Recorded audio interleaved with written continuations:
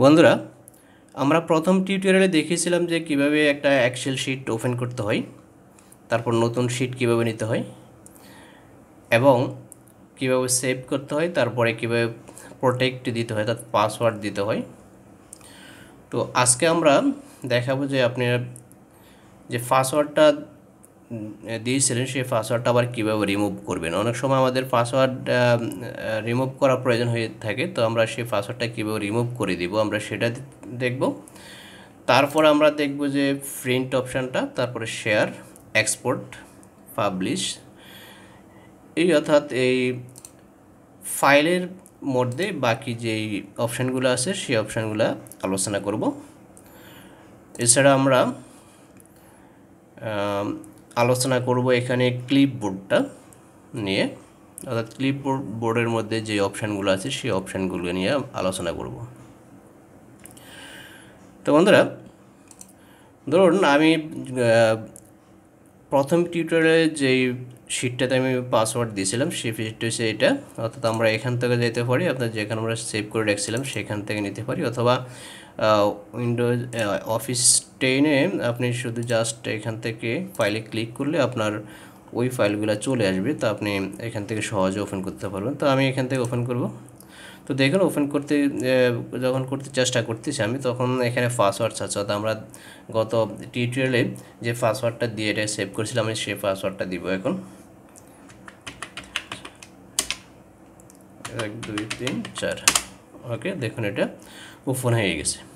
এখন ধরুন আপনার এখানে যে তথ্যগুলো আছে সেই তথ্যগুলো আপনি প্রোটেক্ট, অর্থাৎ যাতে কেউ চেঞ্জ না করতে পারে বা কেউ না দেখতে পারে, তার জন্য আপনি এখানে পাসওয়ার্ড দিয়ে দিলেন। এখন কোনো প্রয়োজনে যদি আপনার এই পাসওয়ার্ডটা রিমুভ করার প্রয়োজন হয়, তাহলে আপনি সেটা রিমুভ করবেন কীভাবে? তো রিমুভ করার জন্য আপনাকে সেই একই কাজ করতে হবে, সেটা হচ্ছে আপনি এখানে সেভ এজে আসবেন। সেভ এজে আসার পরে আপনি এখানে ফাইলটা যেখানে আছে তো সেখানে মূলত আপনি যাবেন। তো আমার ফাইলটা আছে এখানে, দেখুন এটা। তো আমি এটাকে ক্লিক করে এখানে আপনি আবার টুলসে আসবেন। টুলসে আসার পরে এখানে জেনারেল অপশন আসবেন। জেনারেল অপশন আসে আপনি যে পাসওয়ার্ডটা দিয়েছেন সেই পাসওয়ার্ডটা এখান থেকে মুছে দিবেন শুধুমাত্র। মুছে দেওয়ার পর আপনি ওকে দিবেন, এরপরে সেভ দিবেন। ওকে, এখন দেখুন আমরা এই ফাইলটা যদি আবার ওপেন করি তাহলে কি হয় দেখুন, যে সে কি পাসওয়ার্ড চাই কিনা। ধরুন আমি আবার গেলাম, যাওয়ার পরে টিউটোরিয়াল 1, দেখুন এটা ওপেন হয়ে গেছে, অর্থাৎ পাসওয়ার্ডটা রিমুভ হয়ে গেছে। ওকে বন্ধুরা, এখন আমরা প্রিন্ট অপশান নিয়ে কথা বলবো। তো আমরা ধরুন কোনো একটা শিটে অনেক কিছু লিখলাম, লেখার পরে এখন আমাদের এটা প্রিন্ট দেওয়ার প্রয়োজন হবে। তো প্রিন্ট দেওয়ার জন্য আমাদেরকে সর্বপ্রথম যেটা কাজ করতে হবে সেটা ফাইলে ক্লিক করতে হবে। ফাইলে ক্লিক করে আমরা এখানে প্রিন্ট অপশানটা পেয়ে যাব। এছাড়া আমরা কিবোর্ড থেকে কন্ট্রোল-P যখন ক্লিক করব, একসাথে প্রেস করব, কন্ট্রোল+P, তখন প্রিন্ট অপশানটা চলে আসবে। চলে আসার পর এই অপশানটা চলে আসবে অফিস 10-এ। তো এখন আমরা এখানে আপনি যেই শিটটা প্রিন্ট দেবেন সেই শিটটা কয় পেজ অর্থাৎ কয় কপি লাগবে সেটা আপনি এখানে উল্লেখ করে দিবেন। 10 20 15 20 যত কপি লাগে আপনি তত এখানে উল্লেখ করে দিবেন। উল্লেখ করে দেওয়ার পর এখানে আপনাকে প্রিন্টার সিলেক্ট করে দিতে হবে। এখান থেকে এখানে আসে আপনি প্রিন্টার সিলেক্ট করবেন। এখানে আমার এখানে কোনো প্রিন্টার এই মুহূর্তে অ্যাড নেই, ইনস্টল করা নেই। যদি প্রিন্টার ইনস্টল করা থাকে তাহলে প্রিন্টারের নাম দেখাবে, আপনি সেটাই সিলেক্ট করে দেবেন এখানে। ওকে, এরপরে এখান থেকে আছে প্রিন্ট অ্যাক্টিভ শিট, অর্থাৎ আপনি কোন পেজটা বা শিট প্রিন্ট দিতে চাচ্ছেন এখানে সেটাই আছে। আপনি এখানে ক্লিক করলে পেয়ে যাবেন print active sheet, print entire workbook, print selection. Active sheet বলতে আপনি যে শিটটাতে মূলত কাজ করতেছেন এখন সেই শিটটা, ধরুন আমি এই শিটটাতে কাজ করতেছি এখানে। ওকে, তো এটাই সে প্রিন্ট দিবে। এবং এই যে এখানে 1 নম্বর শিট আছে সেটা কিন্তু সে প্রিন্ট করবে না। প্রিন্ট করবে কোনটা? এই যে যেটা অ্যাক্টিভ আছে ওপেন আছে সেটাই প্রিন্ট করবে। আর এরপরে আমরা দেখতে পাচ্ছি আছে কি প্রিন্ট এন্টায়ার ওয়ার্কবুক, অর্থাৎ আমাদের এখানে যে যেমন এই পুরোটা হচ্ছে একটা ওয়ার্কবুক। এই ওয়ার্কবুকের দুইটা শিট, শিট 1 শিট 2। তো শিট 1 শিট 2 যদি আমরা এখান থেকে প্রিন্ট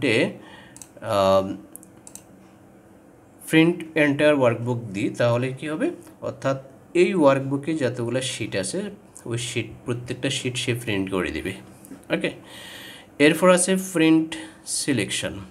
প্রিন্ট সিলেকশনটা হচ্ছে এরকম, জাস্ট ধরুন আপনার এখানে আরও অনেক লেখা আছে, বা নিচের দিকে বা এদিকে অনেক লেখা আছে, তো আপনার সবটুকু লেখা প্রিন্ট প্রয়োজন নেই, আপনার শুধুমাত্র এখান থেকে ধরুন এতটুকু প্রিন্ট প্রয়োজন আছে।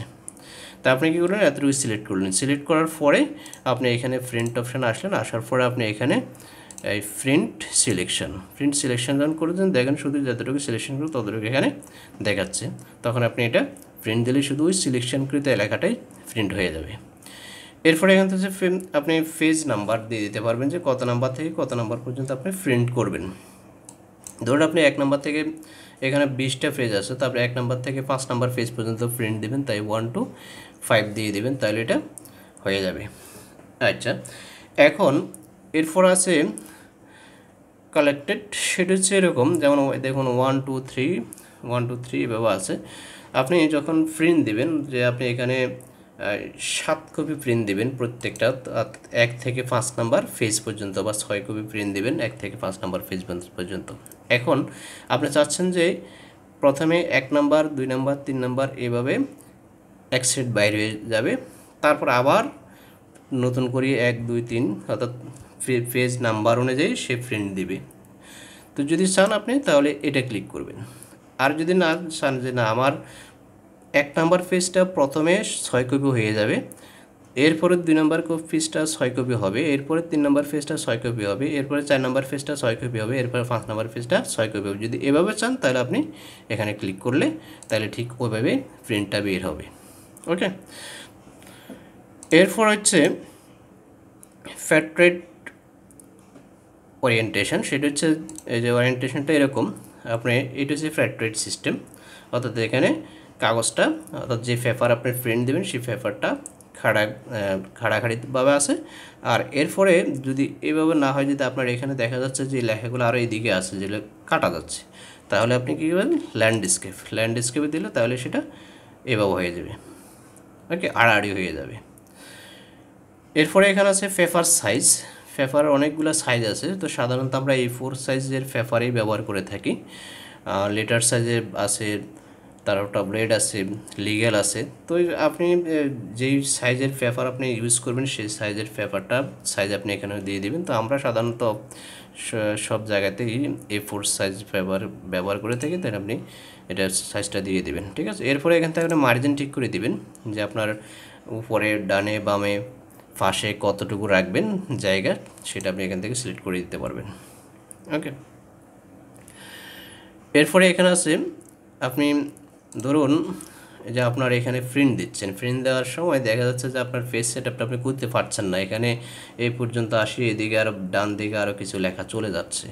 তো আপনি তখন কি করবেন, তো ওই সময়ে আপনাকে একটা কাজ করতে হবে, সেটা হচ্ছে যে আপনি এই যে fit sheet on one page, অর্থাৎ আপনার এখানে যতটুকু লেখা আছে যদি আর এদিকেও থাকে, তাহলে আপনি এখানে fit sheet on one page যখন ক্লিক করবেন, তখন সে বাইরের লেখাগুলোকে এই এক পেজে নিয়ে আসবে। তো এই ক্ষেত্রে হবে কি, আপনার লেখাগুলো একটু ছোট হয়ে যাবে, কারণ এক পেজে সে যখন পুরো কাভার দিতে যাবে তখন লেখা ছোট না করলে সেটা কাভার হবে না।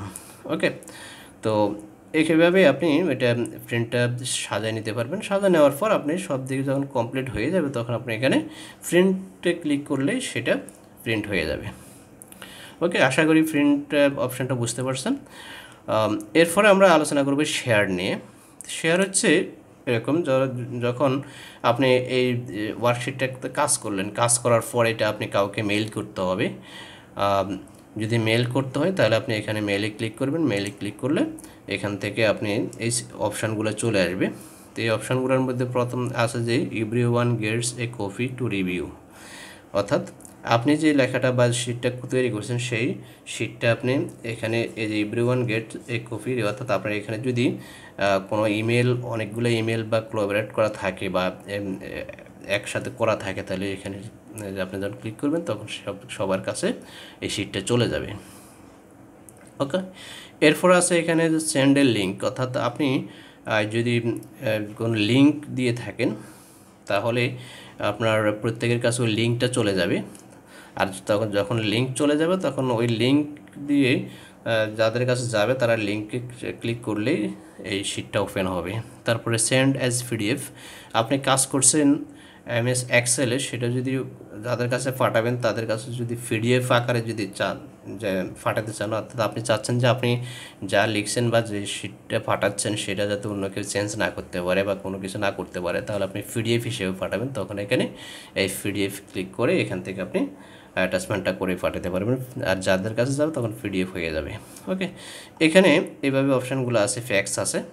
তো আপনি চাইলে এখান থেকে সরাসরি আপনি এই ওয়ার্কশিটটাকে আপনি সেন্ড করতে পারবেন। এরপর হচ্ছে এক্সপোর্ট।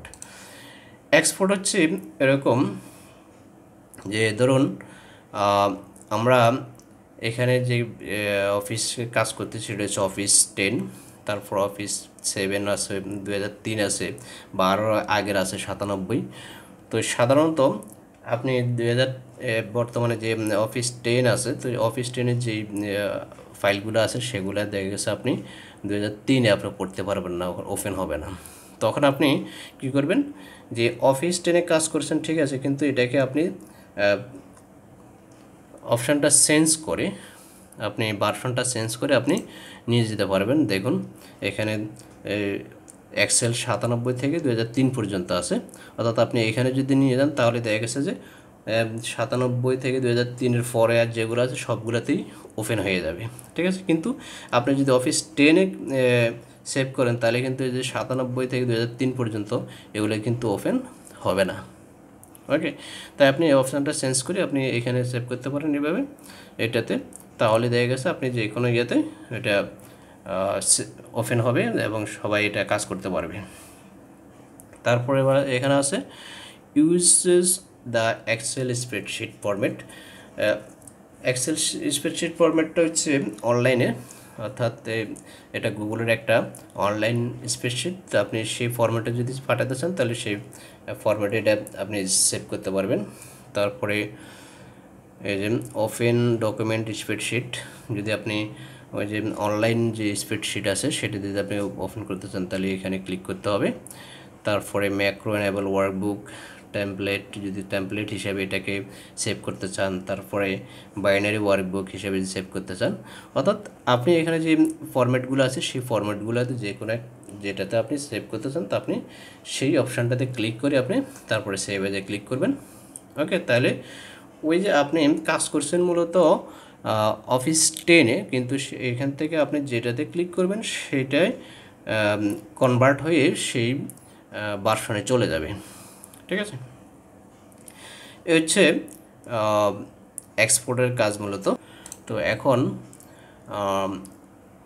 আমরা হোমের যেই মেনু বার আছে সে হোম মেনু বারের মধ্যে যে বারগুলো আছে অর্থাৎ যে অপশানগুলো আছে সেই অপশানগুলো নিয়ে আলোচনা করব। সেটা হচ্ছে সর্বপ্রথম আছে কাট। কাটের কাজটা হচ্ছে এরকম, ধরুন আপনি এখানে যে লেখাগুলো আছে এখান থেকে আপনি চাচ্ছেন যে এই দুইটা সেলের যে লেখাগুলো আছে সেই সেলের লেখাগুলো আপনি এখান থেকে কাট করে এখানে বা অন্য কোথায় নেবেন, অথবা এটাকে ফালাই দিবেন, অথবা কাট করে কোথায় নেবেন, ঠিক আছে। নেওয়ার জন্য আপনি এখানে দুইটা যে যতটুকু আপনি কাট করবেন ততটুকু সিলেক্ট করবেন, সিলেক্ট করে এখানে কাটে ক্লিক করবেন। কাটে ক্লিক করার পর দেখুন এখানে এটা সিলেক্ট হয়ে গেল। ওকে, এখন আপনি চাচ্ছেন যে এটা এখানে বসাবেন, ঠিক আছে। এখানে আপনি কার্সরটা নিয়ে আপনি এখানে এই যে ফেস্টে ক্লিক করলে এটা এখানে চলে গেছে, দেখেন এখান থেকে কাট করে এখানে চলে গেছে। অথবা আপনি কিবোর্ড থেকে কাজটা করতে পারবেন। কিবোর্ড থেকে কাজটা করার জন্য আপনাকে এই যতটুকু আপনি কাট করবেন ততটুকু আপনি সিলেক্ট করলেন। সিলেক্ট করার পরে আপনি কিবোর্ড থেকে কন্ট্রোল এক্সে যখন চাপবেন তখন এরকম সিলেক্ট হবে। সিলেক্ট হওয়ার পরে এখন আপনি এই কাটকৃত অংশটুকু যেখানে নিতে চান আপনি সেখানে কার্সরটা নেবেন, নেওয়ার পরে কন্ট্রোল বি যখন দিবেন দেখুন এটা চলে গেল ওখানে। তো এই হচ্ছে কাট এবং পেস্টের কাজ। তো এরপরে জাস্ট আপনার ধরেন আপনার এই লেখাটুকু অথবা এই লেখাটুকু আপনাকে প্রয়োজন হচ্ছে এখানেও থাকবে, জাস্ট অন্য কোথাও নিতে হবে, আবার এখানেও নিতে হবে।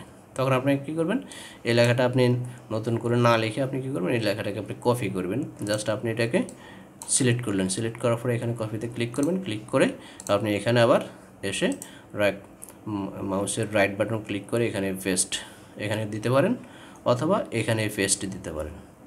ওকে, তো আমরা এখানে পেস্ট দিলাম, পেস্ট দেওয়ার পরে এখানে চলে আসলো।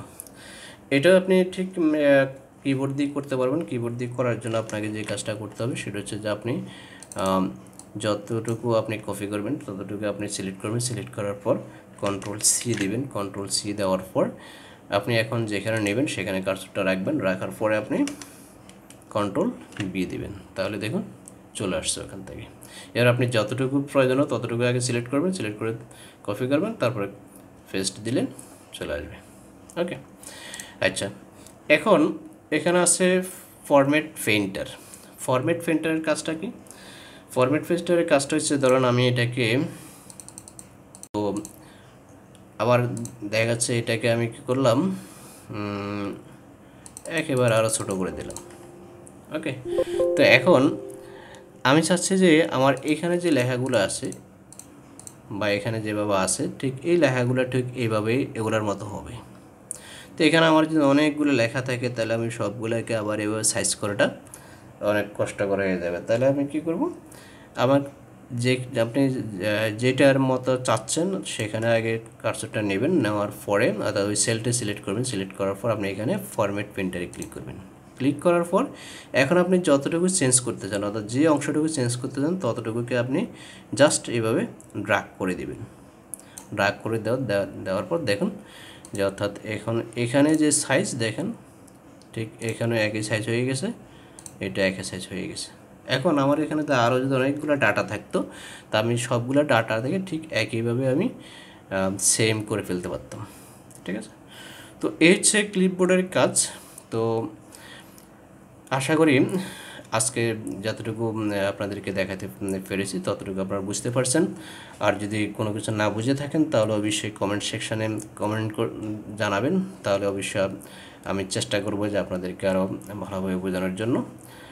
তো এখনও পর্যন্ত যারা আমার চ্যানেলটা সাবস্ক্রাইব করেন না তারা অবশ্যই সাবস্ক্রাইব করে ফেলুন, কারণ এখন পর্যন্ত যেই টিউটোরিয়ালগুলো চলবে সামনে কয়েকটা টিউটোরিয়াল, এগুলো সাধারণত একেবারে বিগিনার যারা তাদের জন্য, তারা আর যারা মোটামুটি পারেন তারা অবশ্যই এগুলো পারেন, তাদের জন্য খুব একটা প্রয়োজন হবে না।